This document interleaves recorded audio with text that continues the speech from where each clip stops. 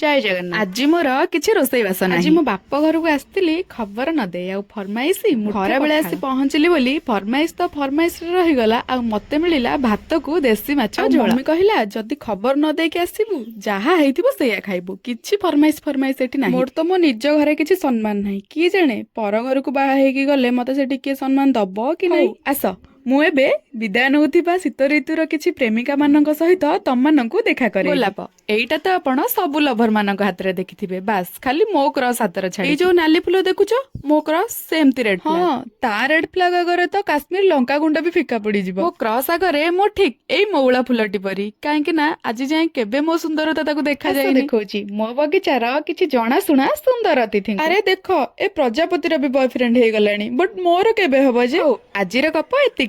ଏବେ ଭିଡିଓକୁ ଲାଇକ୍ କର, ଚ୍ୟାନେଲକୁ ସବସ୍କ୍ରାଇବ କର ଆଉ କମେଣ୍ଟ କର ମୋ ଭିଡିଓ ତମମାନଙ୍କୁ କେମିତି ଲାଗୁଛି। ଜଲ୍ଦି ଜଲ୍ଦି ସବସ୍କ୍ରାଇବ କର ହେଲା।